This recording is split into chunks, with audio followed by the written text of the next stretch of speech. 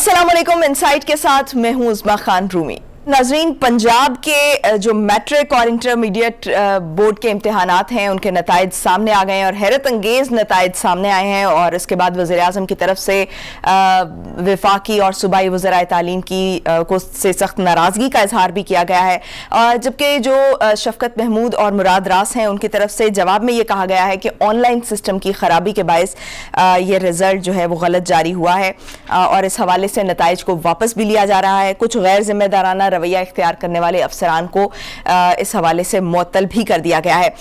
इसी तमाम तर सूरत हाल पर बात करने के लिए हमारे साथ इस वक्त मौजूद हैं साबिक वज़ीर तालीम मियाँ इमरान मसूद साहब। मियाँ इमरान मसूद साहब, आपको प्रोग्राम में मैं खुशामदीद कहूँगी। इमरान साहब, आप खुद वज़ीर तालीम रह चुके हैं। वज़ीर तालीम की तरफ से जो इस वक्त वजाहत दी गई है कि ऑनलाइन सिस्टम में ख़राबी आई और हुआ भी कि रात 9:30 बजे तकरीबन ये जो वेबसाइट है इसको रिस्टोर किया गया, तो आप क्या समझते हैं रिजल्ट में क्या मसला हुआ होगा? देखिए, ये तो जिम्मेदारी जो है ये गवर्नमेंट की बनती है और ख़ास तौर पर बोर्ड्स की बनती है और बोर्ड्स की क्रेडिबिलिटी जो है वो बड़ा मैटर करती है। और सारी जिंदगी हम इस बूटी माफिया चीटिंग बिजनेस पे लड़ते रहे हैं और हमने इसका सफाया किया और चीटिंग को हमने खत्म किया। लेकिन बोर्ड्स की, यूनिवर्सिटीज की, कोई भी एग्जामिनेशन बोर्ड हो, उसकी क्रेडिबिलिटी जो है वो बड़ी जरूरी है। अब ये जो इशू अब आप बता रही हैं, अभी इस वक्त जो बोर्ड्स का आया है और आपने वज़रा की जो एक्सप्लेनेशन है उसके बारे में भी बात किया, ये तो सारी जिम्मेदारी जो है वो साफ मिनिस्ट्री की बनती है। अब ऑनलाइन के हवाले से मिनिस्टर एजुकेशन ने जो बात की है, और देखिए 2 साल हो गए जब से ये कोविड आया, तब से ही स्कूलों की तरफ से ये बेशुमार दफा ये बात आई है कि आप उजलत में फैसले मत कीजिए। आपने बच्चों को प्रमोट किया 9वीं 10वीं 11वीं 12वीं, और अगर आपने एक फॉर्मूला बनाया है, क्राइटेरिया अगर आपने बनाया है, अगर आपने रिजल्ट अनाउंस करना है तो उससे पहले आप उसको रिव्यू कर लें। अगर बच्चे 100% नंबर ले रहे हैं और अगर आप अपनी बात पर खड़े होते हैं, बोर्ड की बात कर रहा हूं, तो आप उसको बेशक अनाउंस कीजिए। अब जब आपने रिजल्ट अनाउंस कर दिया तो फिर इसको ऑन कीजिए। बोर्ड को चाहिए कि इस रिजल्ट को ऑन करे, गवर्नमेंट जो है इस रिजल्ट को ऑन करे। अगर इसको मिनिस्टर साहब ऑन नहीं कर रहे, गवर्नमेंट ऑन नहीं कर रही, बोर्ड ऑन नहीं कर रही, ये तो बहुत बड़ा तमाशा है ये। फिर एक मजीद तमाशा जो है वो लगेगा और लगा है तमाशा। ये तमाशा जो है ये पिछले 3 सालों से लगा हुआ है। इसको बार बार दुनिया ये कह रही है, पेरेंट्स ये कह रहे हैं कि खुदा का वास्ता है, आपने निसाब बदला, आपने कोविड में जो है आपने एसओपीज आपने हमें दिए, सबने उसको इम्प्लीमेंट किया, आपने एग्जामिनेशन हमारे लिए वगैरह वगैरह। तो ये सरासर जिम्मेदारी जो है वो गवर्नमेंट की है, मिनिस्ट्री ऑफ एजुकेशन की और बोर्ड्स की है। जी मैं इमरान साहब, ये अभी कुछ माहिरीन तालीम की तरफ से ये भी कहा जा रहा है और कुछ असातिज़ा की तरफ से भी ये कहा जा रहा है कि चूंकि इलेक्टिव पेपर्स जो थे उनके एग्जाम्स लिए गए थे और जो कंपल्सरी सब्जेक्ट्स होते हैं उनके नहीं लिए गए थे, और जो इलेक्टिव पेपर्स होते हैं उनके चूंकि वो ऑब्जेक्टिव टाइप पेपर्स थे, उनके पैटर्न की वजह से भी जो है ये मार्क्स जो हैं वो फुल आ सकते हैं। तो फिर अगर ऐसा ही मामला है तो फिर आप वाली बात है कि इसको ऑन करना चाहिए था रिजल्ट को, फिर इसकी यही एक्सप्लेनेशन काफी थी, और अगर उसको ऑन नहीं किया जा रहा तो इसका मतलब यह है कि कहीं ना कहीं खराबी मौजूद है। देखिए, उसमें बात यह है कि कंसल्टेशन जो है वो बड़ी जरूरी होती है, और तालीम एक ऐसा सेंसिटिव मैटर है, चाहे वो निसाब हो या हिसाब किताब हो या नंबर देने की बात हो, ये बड़ा एक सेंसिटिव मामला है। पेरेंट्स बड़े परेशान रहे हैं पिछले 2-3 सालों से, और आपको पता है ऑनलाइन कोई इतना खास नहीं था। मैं पब्लिक सेक्टर की बात कर रहा हूँ, प्राइवेट सेक्टर ने तो फिर भी ऑनलाइन चला लिया क्योंकि उनमें कैपेसिटी भी थी और वहाँ प्राइवेट सेक्टर के बच्चों के पास मोबाइल भी थे, लैपटॉप भी थे, इंटरनेट भी था वगैरह वगैरह। लेकिन इतना ज्यादा आपका वसी जो पब्लिक सेक्टर का एक निजाम है, आपके 53,000 स्कूल जो हैं वो काम कर रहे हैं पूरे पंजाब में, पूरे पाकिस्तान में बेशुमार स्कूल काम कर रहे हैं। तो वहाँ तो कोई इंटरनेट की फैसिलिटी नहीं थी, वहाँ तो ऑनलाइन था ही नहीं। اسی لیے آپ نے بچوں کو پروموٹ کیا, آپ نے ان کو پچھلے سال بھی پروموٹ کیا, آپ نے اس سال بھی پروموٹ کیا, اور شفقت محمود کے تو نعرے لگے کہ کیا بات ہے, ان سے تو بہترین کوئی وزیر ہے ہی نہیں جو بچوں کو پروموٹ کر رہا ہے. لیکن جو یہ اب جو ریزلٹ آیا ہے اس کو جو ہے دیکھ کر جو ہے اناؤنس کرنا چاہیے تھا, اور آپ اگر اناؤنس کیا ہے تو اس کی ذمہ داری اب اٹھانی پڑے گی. اگر آپ اس کو ریورس کریں گے, اگر آپ اس کو ریورس کریں گے تو مزید معاملات جو ہے وہ خراب ہوں گے, اور اس کے اوپر لوگ جو ہیں وہ کورٹس میں چلے جائیں گے کیونکہ آپ نے ایک ریزلٹ اناؤنس کر دیا ہے. ابھی بہت سارے طلباء ایسے ہیں میاں عمران صاحب, ابھی بہت سارے طلباء ایسے ہیں جنہوں نے جو ہے وہ کورٹ میں جانے کا فیصلہ کر لیا کیونکہ نتائج کو واپس لیا جا رہا ہے, اور آپ کیا سمجھتے ہیں کہ ابھی ری چیکنگ ہوگی, کیا طریقہ کار ہوگا نیکسٹ؟ سوری میں آپ کا سوال نہیں سمجھا, کیا آپ نے کہا؟ میں یہ کہہ رہی ہوں کہ جو طلباء ہیں انہوں نے بہت سارے جو طلباء ہیں انہوں نے کورٹس میں جانے کا فیصلہ کر لیا ہے, ابھی میرا خیال ہے وہ سو کر دیں گے اس کو, لیکن ابھی نیکسٹ آپشن کیا ہے کیونکہ نتائج کو واپس لیا جا رہا ہے, حکومت کے پاس کیا آپشن ہے کہ ری چیکنگ کی جائے گی؟ دیکھیے حکومت جو ہے یہ میں سمجھتا ہوں کہ اس وقت تو بالکل کارنر ہوگی حکومت, اور بچے پہلے ہی بڑے پریشان تھے, خاص طور پر جو ہائی اچیورز تھے, جو ٹاپرز تھے, جنہوں نے اپنی بڑی یونیورسٹیز میں داخلہ لینا تھا, میڈیکل کالجز میں جانا تھا, انجینئرنگ یونیورسٹیز میں جانا تھا, جو محنتی بچہ تھا تو اس نے تو محنت کی ہوئی ہے, بالکل وہ تو کہے گا کہ میں نے تو یہ نمبر پورے لیے ہوئے ہیں. تو ٹھیک ہے, پھر آپ اس کو برداشت کریں, اس کڑوی گولی کو جو ہے وہ آپ اپنا سوالو کریں اور اس پہ اپنا قائم رہیں, اور تو کوئی آپشن نہیں ہے گورنمنٹ کے پاس. یہ بہت بڑا تو ابھی جب نتائج واپس لے رہے ہیں تو پھر کیا اب جو یونیورسٹی میں جو ایڈمیشن لینے والے ہوں گے ایف ایس سی کے بعد, ایف ایس سی کے بعد, تو اس کے بعد ان کے پاس کیا آپشن ہوگی؟ کیا یونیورسٹیز میں ان کو میٹرک کی بیسس پہ جو ہے وہ ملے گا ایڈمیشن؟ دیکھیں اس کو پھر وہ نکالیں گے نا, اس کی ایک پرسنٹیج ایوریج نکالیں گے, اور پھر یونیورسٹی سے بھی بات کرنا پڑے گی. جو اپنا انٹری ٹیسٹ ہوتے ہیں, آپ کے جو این ٹی ایس سروس ہے, ہر اپنا سبجیکٹ پہ آپ نے انٹری ٹیسٹ لگایا ہوا ہے, ان کو بٹھائیے, یونیورسٹیوں کو اکٹھا بٹھائیں اور ایک مدبرانہ فیصلہ کیجئے. یہ بہت ضروری ہے, آئسولیشن میں رہ کے یہ معاملہ حل نہیں ہوگا. یہ اسی چیز کو ہم نے بار بار ہائی لائٹ کیا تھا کہ آپ کنسلٹیشن کریں, آپ اعتماد میں لیں, پرائیویٹ سیکٹر کو لیں, اسٹیک ہولڈر کو لیں, بورڈز ہیں, یونیورسٹیز ہیں, تمام کو آپ اعتماد میں لیجیے اور بتائیے کہ ہمیں پرابلم ہے. اس وقت گورنمنٹ بھی پوری دنیا پرابلم میں تھی, کووڈ کوئی اتنا کوئی آسان مرلہ نہیں تھا, سارے اس مرلے میں سے گزرے ہیں, پریشان رہے ہیں. انہوں نے تو اسکول کھولے ہی نہیں تھے, اسکول تو بند رہے. اللہ کی مہربانی سے اب اسکول کھلے ہیں, اب آ کے 100% انرولمنٹ جو ہے اس کو اجازت ملی ہے. تو یہ پچھلے 2 سال جو ڈیزاسٹر رہا ہے کوالٹی کی اپنا انداز میں اور کریڈیبلٹی کی انداز میں, اور گورنمنٹ کے پاس کوئی اور آپشن نہیں تھی سوائے انہیں پروموٹ کرنے کے لیے. اور وہاں پر جو پرائیویٹ سیکٹر کو آپ دیکھیں وہاں پہ او اے لیول کے امتحان ہو رہے ہیں, انہوں نے پروموٹ اس کو نہیں کیا تھا.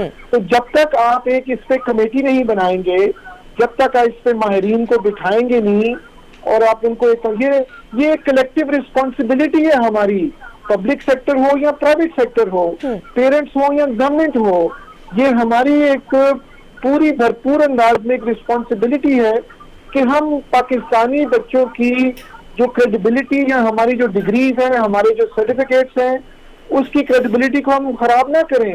یہ خبر پوری دنیا میں جائے گی, اور جب ہمارے بچے باہر جاتے ہیں, اسی لیے ہمارے پروگرامز کی ایکسیپٹیبلٹی نہیں ہوتی کیونکہ ہم اس کو خود گندا کرتے ہیں, کیونکہ گورنمنٹ اس کو خود برا کہتی ہے. گورنمنٹ وہاں پر اسمبلی میں کھڑے ہو کے کہتی ہے کہ ہمارے پائلٹ کی ڈگریاں جو ہے وہ جعلی ہیں, گورنمنٹ کھڑا ہو کے کہتی ہے کہ ہمارے لائرز کی ڈگریاں چیک کرواؤ, ہر ایک کی ڈگریاں ہم چیک کرواتے ہیں.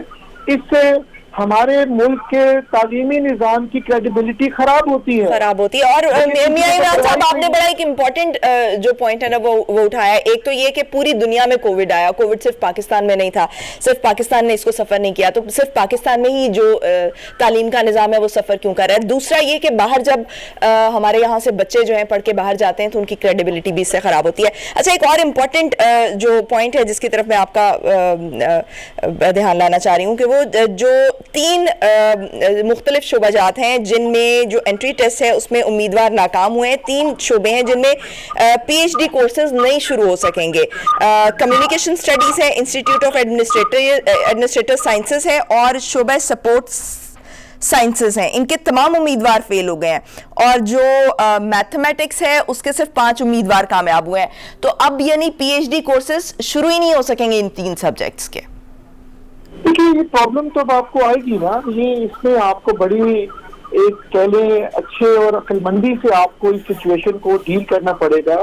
اب تو اخبارات میں بڑے بڑے اشتہار آ رہے ہیں, اسکول سسٹم اس کو سیلیبریٹ کر رہے ہیں جنہوں نے 100% مارکس اچیو کیے ہیں, چاہے وہ کمپلسری سبجیکٹس ہوں یا الیکٹو سبجیکٹس ہوں.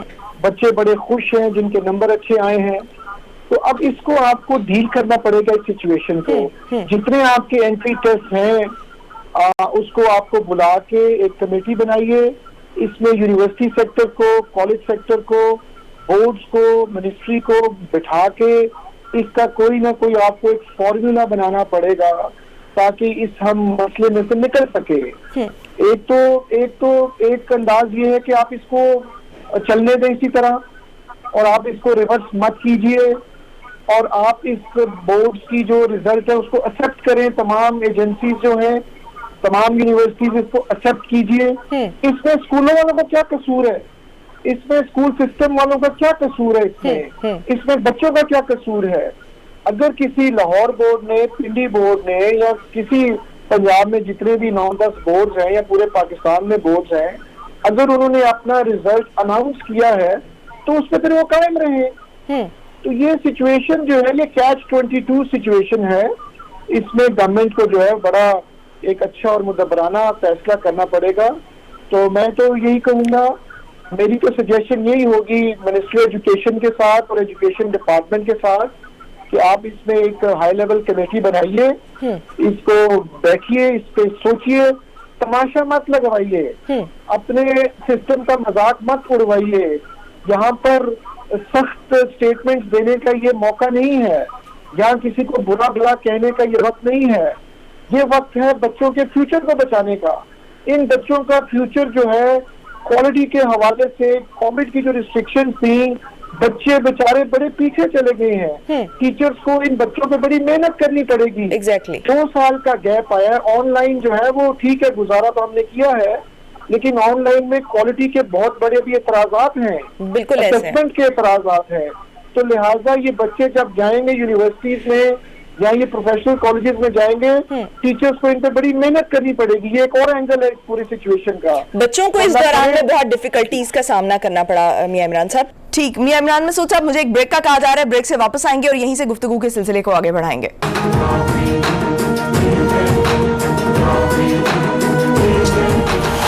بریک کے بعد خوش آمدید. میاں عمران صاحب, یکساں نظام تعلیم کے حوالے سے بھی میں کچھ سوال کرنا چاہ رہی ہوں. میں جاننا چاہ رہی ہوں کہ آپ جو ہے وہ اس سے کس حد تک اتفاق کرتے ہیں, کیونکہ وزیر اعظم نے جس ویژن کے تحت یہ یکساں نظام تعلیم کے نفاذ کی کوشش کی ہے وہ یہ ہے کہ موجودہ تعلیمی نظام جو ہے وہ معاشرے میں طبقاتی تقسیم کا بڑا ذریعہ ہے جو بہت سے مسائل کو جنم دے رہا ہے. ایک تو یہ مسئلہ تھا کہ انہوں نے کہا کہ زبان ایک کی جائے, اردو زبان جو ہے اس کی ترویج کی جائے, لیکن اس سے پہلے یہ دفاتر اور جو سرکاری زبان ہے اس کو اردو ڈکلیئر کیا جانا چاہیے تھا. آپ کیا سمجھتے ہیں کہ یہ امپلیمنٹ ہونا چاہیے اور یہ کس حد تک امپلیمنٹیبل ہے؟ دیکھیے اس میں میرا تو ایس این سی کے بارے میں بڑا ایک اپنا ایک موقف ہے, کیونکہ ہم نے بھی پالیسیز بنائی تھی, ہم نے بھی نصاب, یہ وہی نصاب ہے جو ہم نے بنایا تھا 2006 میں. اس کو اٹھا کے انہوں نے ایس این سی کا نام دے دیا, ایک قوم اور ایک کتاب کا نام دے دیا. جس طبقاتی تقسیم کی آپ نے بات کی ہے وہ نصاب سے نہیں کریٹ ہوتا تقسیم, وہ مائنڈ سیٹ سے کریٹ ہوتی ہے.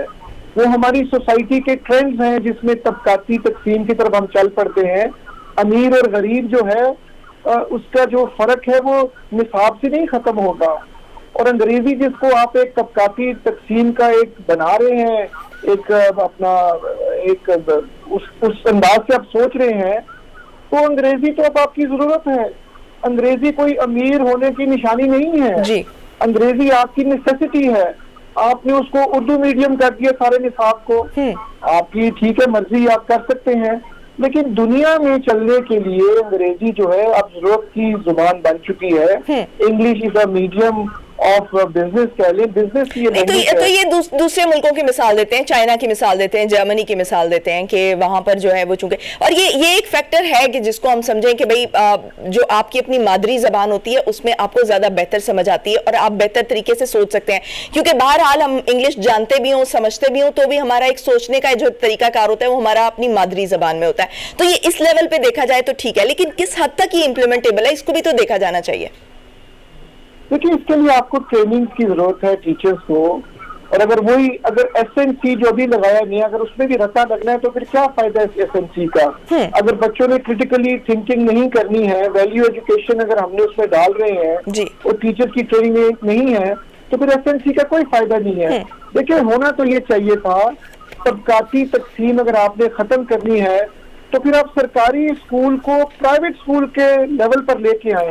آپ نے پرائیویٹ اسکول کو نیچے آپ لے آئیں, سرکاری اسکول کے لیول پہ لے آئیں. اس میں کوئی شک و شبے والی بات نہیں ہے کہ ہمارا پبلک سیکٹر جو اسکول سیکٹر ہے وہ کمزور ہے, پرائیویٹ سیکٹر جو ہے وہ تکڑا ہے, ان کی ہائی اچیومنٹس ہیں, ان کے بچے جو ہیں وہ ایک نصاب ماڈرن نصاب پڑھتے ہیں, ان کی ایکسیپٹیبلٹی معاشرے میں جو ہے وہ زیادہ تکڑی ہے. تو لہٰذا ہم نے اپنے زمانے میں جب ہم حکومت میں تھے ہم نے انگریزی جو تھی وہ کمپلسری کی سرکاری اسکولوں میں, اور ہم نے نصاب کو کہا کہ بائی لنگول کر دیں, آپ جس نے اردو میں پڑھنا اردو میں پڑھ لے, جس نے انگریزی میں پڑھنا انگریزی میں پڑھ لے. آپ نے چائنا جاپان کی جو مثال دی, چائنا میں ایک بہت بڑا بلینز آف ڈالر کا پروگرام ہے کہ چائنیز بچے جو ہے وہ باہر آئی وی لیگز میں باہر کی یونیورسٹیوں میں انگریزی میں جا کے پڑھتے ہیں. انہوں نے انگریزی کی ضرورت محسوس کی, جاپان نے کی, چائنا نے کی, فرانس نے کی. اب ان کے تمام انٹرنیشنل پروگرامز جو ہیں وہ انگلش میں چل رہے ہیں.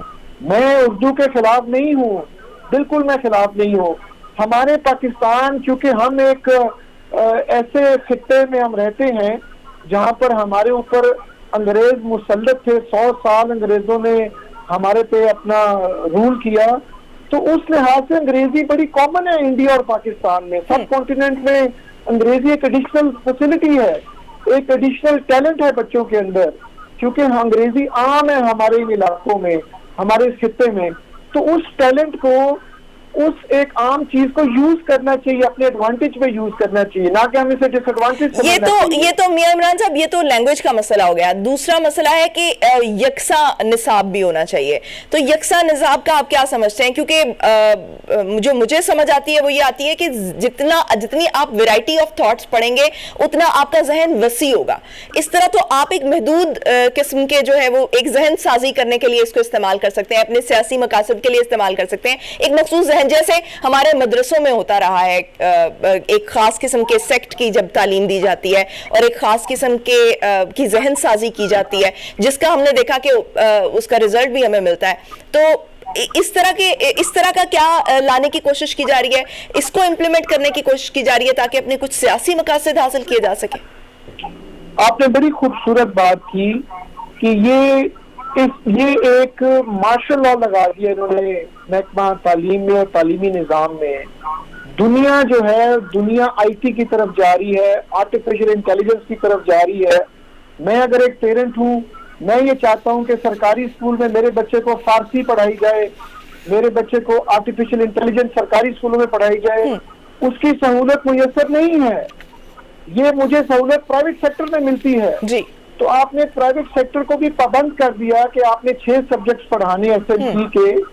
تو لہٰذا چونکہ یہ اس گورنمنٹ کا پرائم منسٹر آف پاکستان کا ایک نعرہ تھا, ایک سیاسی نعرہ تھا, ایک سیاسی وعدہ تھا کہ ہم ایک قوم کریں گے, ایک نصاب کریں گے. یہ نعرہ تو بہت اچھا ہے, ہم اس سے خلاف نہیں ہیں.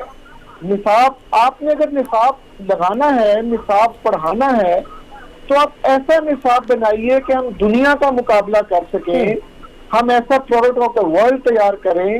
ہم اپنے بچے کو پہلی جماعت سے آئی ٹی ایجوکیشن دیں, اس کے ہاتھ میں سرکاری اسکولوں میں اس کے ہاتھ میں ٹیبلٹ ہو, اس کے کلاس روم میں وائٹ بورڈ ہو, اس کا جو سرکاری اسکول کا ٹیچر جو ہے وہ ٹرینڈ ہو, اس کو لینگویجز پہ عبور ہو, اس کو سائنسز پہ عبور ہو. ہمارا بچہ اتنا تکڑا تیار ہونا چاہیے کہ جب ہمارا بچہ 10ویں کر کے جائے، 12ویں میں جائے، 11ویں میں جائے تو اس کا نالج، اس کی فاؤنڈیشن بڑی اسٹرانگ ہو. اب ہو یہ رہا ہے عثما کہ جو SNC ہے وہ بھی ریویو میں اب جا رہا ہے. 6ٹھی 7ویں 8ویں کا جو نصاب اب بنایا جا رہا ہے جی اور جو کمزوریاں جو پہلی سے 5ویں میں اس پہ بھی ریویو ہو رہا ہے جی. تو اس پہ بھی بڑا بھی کام ہو رہا ہے. میاں عمران صاحب اگر جو ابھی امپلیمنٹ کیا جا رہا ہے، ابھی پہلی سے 5ویں تک تو ہمارے پاس سلیبس تو آ گیا ہے، چاہے اس کو ریویو بھی کیا جا رہا ہے، لیکن ایک ہمیں اوور آل جو ایک سیمپل ہے، ایک ہمارے پاس نمونہ آ گیا ہے کہ اس ٹائپ کا جو ہے وہ یکساں نظام تعلیم آنے جا رہا ہے. تو آپ کیا سمجھتے ہیں کہ اگر یہ امپلیمنٹ ہو جاتا ہے تو بچوں کے ذہن پر اس کے کیا اثرات مرتب ہوں گے؟ دیکھیں امپلیمنٹ تو کرنا پڑے گا، آپ حکومت سے ٹکر تو نہیں لے سکتے ہیں، اور حکومت اس کو امپلیمنٹ کرنا چاہتی ہے. پبلک سیکٹر، پرائیویٹ سیکٹر دونوں نے اس کڑوی گولی کو جو ہے نا وہ نگل لیا ہے. اب اس کے اثرات جو ہیں وہ آپ کو آگے جا کے پتہ چلیں گے. جب بچہ 10 سال پڑھے گا، یہ پروڈکٹ کیسا نکلے گا، تب آپ کو جا کے پتہ چلے گا. ایجوکیشن بڑا ایک سلو پروسیس ہوتا ہے جی. ایجوکیشن میں انسٹنٹ ریزلٹس آپ کو نہیں ملتے.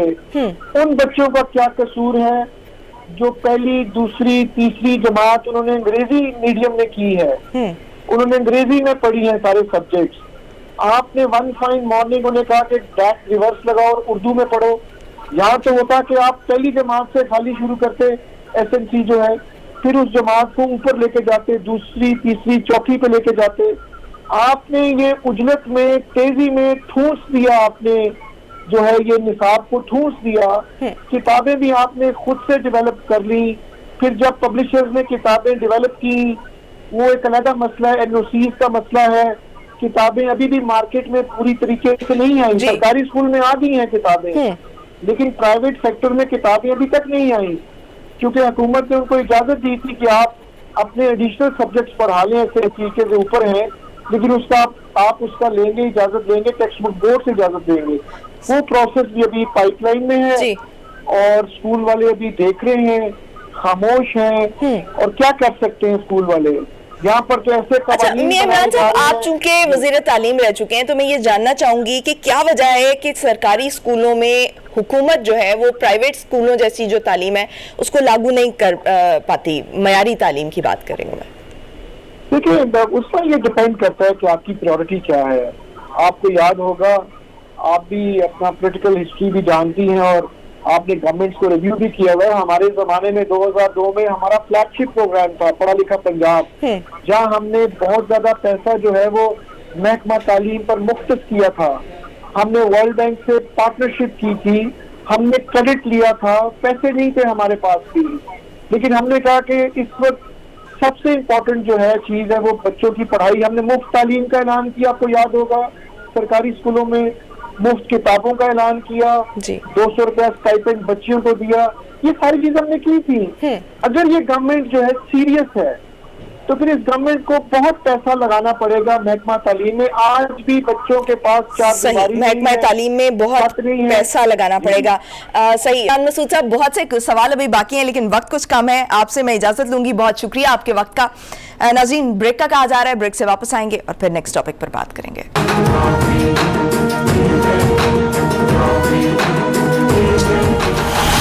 بریک کے بعد خوش آمدید ناظرین. افغانستان میں جب سے امریکی فوج کا انخلا ہوا ہے، بین الاقوامی جو حالات و واقعات ہیں وہ تیزی سے بدلتے ہوئے نظر آ رہے ہیں. خطے میں تبدیلیاں تیزی سے وقوع پذیر ہو رہی ہیں. افغانستان میں طالبان کے اقتدار کے حوالے سے دنیا بھر میں تشویش موجود ہے. طالبان اس وقت کا انتظار کر رہے ہیں کہ جب ان کی حکومت کو تسلیم کیا جائے گا، لیکن ابھی کسی بھی ملک نے انہیں تسلیم نہیں کیا ہے، اعلانیہ طور پر تسلیم نہیں کیا ہے. ایک طرف تو طالبان حکومت چاہتی ہے کہ ان کی حکومت کو، ان کے اقتدار کو تسلیم کیا جائے، اور دوسری جانب اس کو دہشت گردی کا بھی سامنا ہے. افغانستان کے شہر کندھار میں نماز جمعہ کے دوران یہ دوسرا دھماکہ تھا. اس سے قبل قندوز میں بھی دھماکہ ہو چکا ہے، جو 8 اکتوبر کو ہوا تھا، وہ بھی نماز جمعہ کے دوران ہی ہوا تھا. ایک مرتبہ پھر سے یہ دھماکہ ہوا جس کے نتیجے میں 47 افراد کے جاں بحق اور 70 افراد کے زخمی ہونے کی اطلاعات ہیں. داعش نے اس حملے کی ذمہ داری ایک مرتبہ پھر سے قبول کی ہے. اس تمام تر صورتحال پر بات کرنے کے لیے ہمارے ساتھ اس وقت موجود ہیں ماہر افغان امور طاہر اے خان صاحب. طاہر صاحب بہت شکریہ آپ کے وقت. طاہر صاحب افغانستان کے اندر جو طالبان ہیں ان کو اس وقت دہشت گردی کا بھی سامنا ہے. ایک طرف تو دنیا کا پریشر ہے ان پر لیکن دہشت گردی کا ان کے اندر بھی جو ہے وہ ان کو اس کا سامنا ہے. تو کیا سمجھتے ہیں کہ کس طرح سے اس وقت طالبان جو ہے وہ ریئیکٹ کریں؟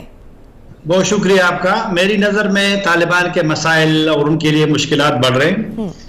بالکل آپ نے صحیح کہا کہ طالبان تو کہتے ہیں کہ داعش ان کے لیے خطرہ نہیں ہے، لیکن میری نظر میں وہ خطرہ بن کر کے سامنے اس لیے آیا ہے کہ اگر کندہار والا دھماکہ ہم دیکھیں جمعے والے دن کا امام بارگاہ میں، کندہار میں ماضی میں داعش کا کوئی وجود نہیں رہا. یہ جو جنوبی علاقہ ہے، کندہار جنوبی علاقہ ہے، یہ طالبان کا گڑھ بھی رہا ہے اور طالبان ملا عمر نے یہاں سے شروع کیے تھے 94 میں جی. تو اب اگر مشرق سے داعش پیدا ہوتی ہے، چھوٹے سے علاقے سے، کوٹ نام کا ضلع تھا ننگرہار میں، اور وہاں سے ہوتے ہوئے یہ کندہار میں حملہ کرتا ہے، اور کندہار سے ایک ہفتہ پہلے جو شمال مشرقی شہر ہے کندوز میں بھی حملہ کیا جی. پھر 3 اکتوبر کو ذبیح اللہ مجاہد کے والدہ کی جو فاتح خوانی کی تقریب تھی اس پہ بھی حملہ ہوا، اور اس سے پہلے ننگرہار میں تو داعش پیدا بھی ہوئی ہے، وہاں ان کے حملے ہوتے رہے ہیں جی. لیکن جنوب میں جانا اور شمال مشرقی صوبے میں ان کے حملے بالکل تشویش کے باعث ہے، نہ صرف افغانستان کے لیے، طالبان کے لیے، بلکہ آپ دیکھیں روس کے صدر ولادیمیر پوٹن نے گزشتہ چند دنوں میں 2 مرتبہ بیان دیے داعش کے حوالے سے، اور انہوں نے یہ بھی کہا کہ 2000 لگ بھگ شمال میں موجود ہے، صرف شمالی افغانستان میں، جو کہ مرکزی ایشیا کے ساتھ ان کا بارڈر ہے. اور پھر انہوں نے کہا کہ شام اور عراق سے بھی آ رہے داعش. تو اس کا مطلب ہے کہ خطرات جو ہے طالبان کے لیے بھی، خطے کے لیے بھی، پھر پاکستان زیادہ متاثر ہونے والا ملک ہے اس کے لیے بھی. ایک تو یہ ہے کہ خطرات بڑھ رہے ہیں. دوسری بات کہ دیکھ رہے سیکیورٹی، جب طالبان کی پچھلی حکومت تھی 96 سے 2001 تک، اس میں سیکیورٹی کا ایشو نہیں تھا، لیکن اس دفعہ سیکیورٹی کا ایشو شروع میں طالبان کو سامنے آ رہا ہے. ایک بات. پھر آپ نے تسلیم کرنے والے بات کی. میری نظر میں اس وقت کوئی بھی ملک طالبان کو اسی پوزیشن میں تسلیم کرنے کے لیے اس لیے راضی نہیں ہے. پاکستانیوں سے بھی میں پوچھتا ہوں، ابھی تک تسلیم کرنے کا مسئلہ پاکستان میں بھی کسی بھی سٹیج پہ، کسی بھی مرحلے پہ اس پہ بحث نہیں ہوئی، کیونکہ پاکستان چاہتا ہے کہ دوسرے ممالک کو دیکھے کہ ان کا کیا رد عمل ہے. تو میرے خیال میں طالبان کو بھی دیکھنا پڑے گا کہ کیوں ان کو تسلیم نہیں کیا جا رہا. دنیا کا مطالبہ تھا کہ آپ اسلامی امارت کا اعلان نہ کریں، طالبان نے کر لیا. اپنے امیر کو امیر المومنین ڈکلیئر کر دیا. دنیا نے کہا کہ آپ دوسرے لوگوں کو بھی اپنے اس میں جگہ دیں. دوسروں کا مطلب یہ نہیں ہے کہ آپ لیڈروں کو جگہ دیں، لیکن کچھ جو اقوام ہیں، گروپس کے لوگ ہیں جو وہاں پر میجورٹی رکھتے ہیں، مسلکی لوگ ہیں، ان کو بھی. تو یہ میرے خیال میں ان چیزوں کی وجہ سے، اور پھر خواتین والا جو مسئلہ ہے، ابھی تک تعلیمی ادارے یونیورسٹی میں خواتین نہیں جا رہی. اسکولوں کا بھی شمال میں 4-5 جگہوں پہ انہوں نے بچیوں کو پرائمری کے لیول تک جانے دیا ہے. لیکن میرے خیال میں ابھی ویسے دوبارہ بھی ایک بیان آیا ہے طاہر صاحب، ابھی دوبارہ بھی بیان آیا ہے کہ جو سیکنڈری سکولز ہیں اور جو سیکنڈری سکولز ہیں اور انٹرمیڈیٹ سکولز ہیں ان کو کھولا جائے گا دوبارہ، بہت جلد کھولنے کا اعلان تو کیا ہے، لیکن ابھی دیکھتے ہیں کہ امپلیمنٹ کب ہوتا ہے. جی ہاں یہ بھی ہے، لیکن سب سے زیادہ جو اہم ہے، تعلیم بالکل اہم ہے، یونیورسٹیوں کا ایشو ہے، اور پھر یہ جو خواتین کارکن ہیں جو اداروں میں کام کرتی تھی، وہ بھی ایک ابھی تک ان کو بھی ان کے لیے پالیسی کا اعلان نہیں ہوا. 2 مہینے سے اب زیادہ ہو رہے ہیں، تو وقت کم ہے، اس میں کوئی شک نہیں ہے کہ یہ بھی ایک رائے ہے کہ طالبان کو مزید وقت ملنا چاہیے.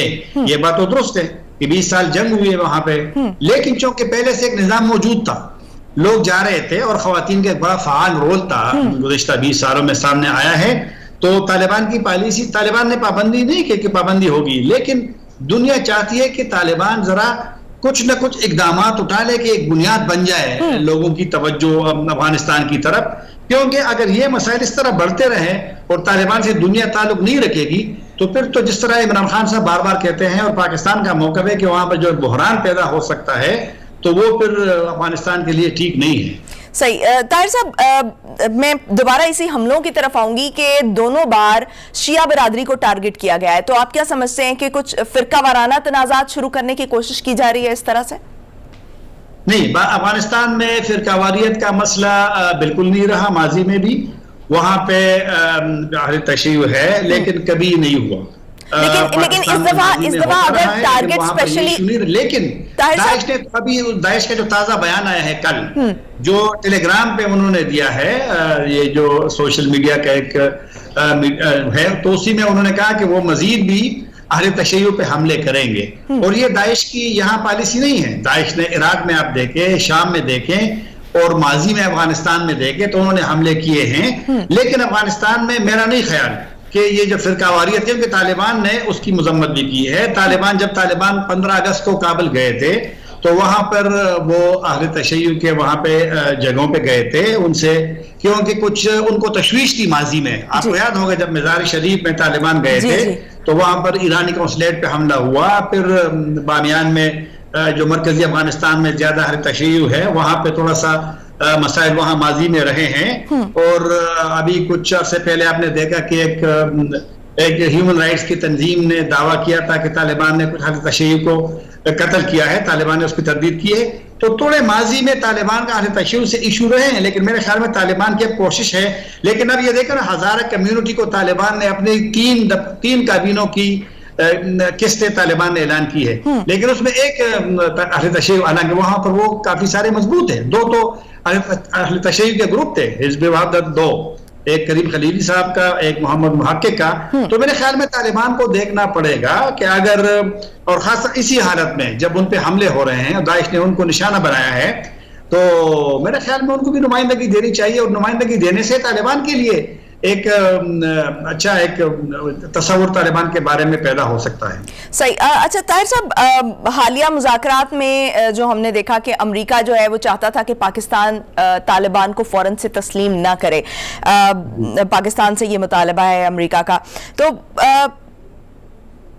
इस हवाले से पाकिस्तान के जो कुछ अपने स्ट्रेटेजिक कंसर्न्स भी हैं, लेकिन हम देख रहे हैं कि जो पाकिस्तान के इस वक्त वज़ीर आज़म भी हैं और वज़रा भी हैं, वो बड़ा वोकल सा रोल निभा रहे हैं तालिबान के इक़्तिदार के हवाले से। आप क्या समझते हैं कि हमें क्या, और हमारे पास क्या ऑप्शन है कि हम तालिबान की हुकूमत को तस्लीम करें, या अमेरिका का जो है जिस तरह से एक मौक़िफ़ है उसको साथ, दोनों को साथ लेकर कैसे चलें? मेरे ख्याल में पाकिस्तान के लिए भी इस दफा तालिबान को जिस तरह के 96 में तस्लीम किया था, 1996 में, वो आसान नहीं होगा, मुश्किल होगा।